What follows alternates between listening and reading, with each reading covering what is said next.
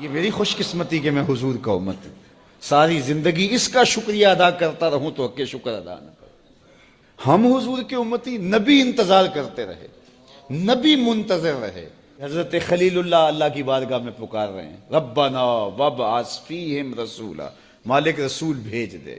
کوئی کہتا ہے لیسا بفظ ولا بغلظ، وہ ترشرو نہیں ہوگا، سخت مزاج نہیں ہوگا، ماتھے پہ شکنے لانے والا نہیں ہوگا، وہ پیار بانٹنے والا ہوگا، بس وہ آیا جا رہا ہے۔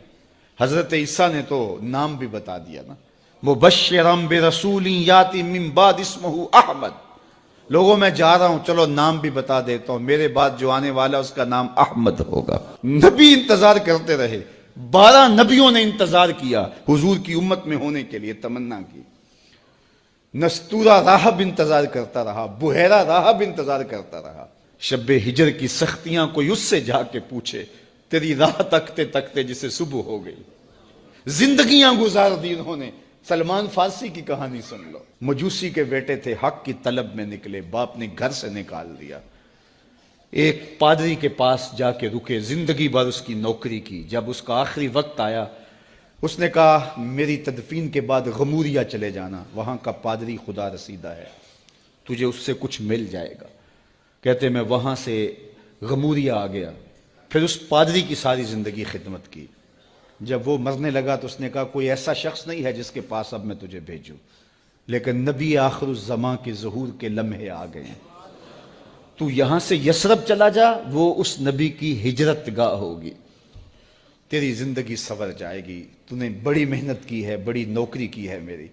کہتے میں نے اس کو کہا کہیں ایسا نہ ہو میں دھوکہ کھا جو مجھے کوئی نشانی بتا دے۔ اس نے کہا 3 نشانیاں ہیں، ایک صدقہ نہیں لے گا، دوسرا ہدیہ رد نہیں کرے گا، تیسرا 2 کندھوں کے درمیان مہر نبوت ہو۔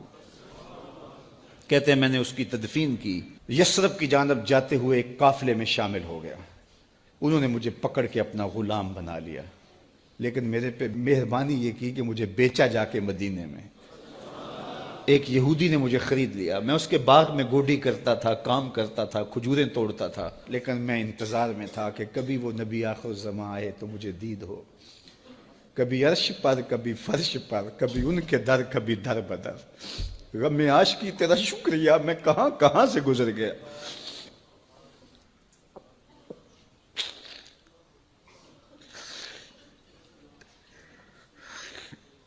کہتے ہیں ایک دن میں اپنے باغ میں کھجوریں توڑ رہا تھا کہ ہواؤں میں مستی پیدا ہو گئی اور ہر سمت سے طلع البدر علینا کی صدائیں گونجنے لگیں۔ میں سمجھ گیا کہ وہ لمحے آ گئے، میں نے چھلانگ لگا دی اور دوڑ پڑا۔ میرے آقا نے سمجھا شاید غلام بھاگ گیا، اس نے دوڑ کے مجھے پکڑ لیا۔ میں نے اس کو کہا کہ میں نوکر تیرا ہی ہوں، لیکن دل نوکر کسی اور کا ہے، میں بھاگوں گا نہیں، مجھے جانے دے۔ میں کچھ کھجوریں لے گیا تھا صدقے کی نیت سے، جا کے حضور کو پیش کی۔ آقا کریم نے فرمایا ہم نبی صدقہ نہیں لیتے۔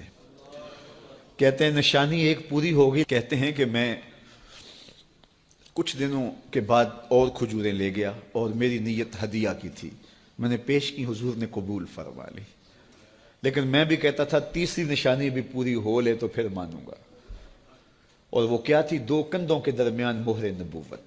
کہتے ہیں ایک دن حضور میرے باغ میں آئے اور آقا کریم نے اپنے مبارک کندھے پہ چادر رکھی ہوئی تھی اور چادر کی اوٹ میں مہر نبوت چھپی ہوئی تھی، اور میں پیچھے ہو کے دیکھتا تھا، اور میری آرزو یہ تھی کہ کوئی تیز جھونکا ہوا کا آئے اور چادر ہٹ جائے اور میں مہر نبوت کی زیارت کر لوں۔ حضور میرے ارادہ قلب سے آگاہ ہوئے، فَأَلْقَى إِلَيَّ رِدَاءَهُ، حضور نے چادر اتار کے میری جانب پھینکی اور پھر ایسے رخ کر کے فرمایا انظر الی ما امرت بہ، اس پادری نے جو بتایا تھا دیکھ لے آ کے۔ تو کہا میں نے دیکھا کہ حضور کے کندھوں کے درمیان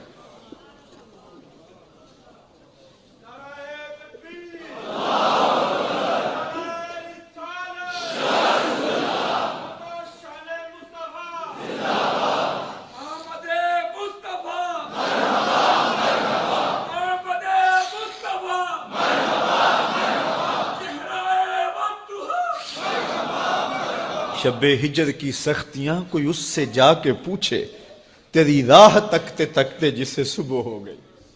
ہم نے تو کوئی انتظار نہیں کیا نا، ہم نے تو کوئی دکھ نہیں سہا، ہم سوئے تھے مقدر جاگ اٹھے.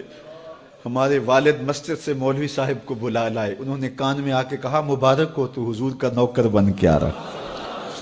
میرے والد گرامی ایک شعر جھوم کے پڑھا کرتے تھے, محمد جانے جانا ہے پیغمبر ہو تو ایسا ہو, رسولوں کی بشارت سے مبشر ہو تو ایسا ہو, امر توقیر کا سب کو موکر ہو تو ایسا ہو, کیا ہم کو غلام ان کا مقدر ہو تو ایسا ہو.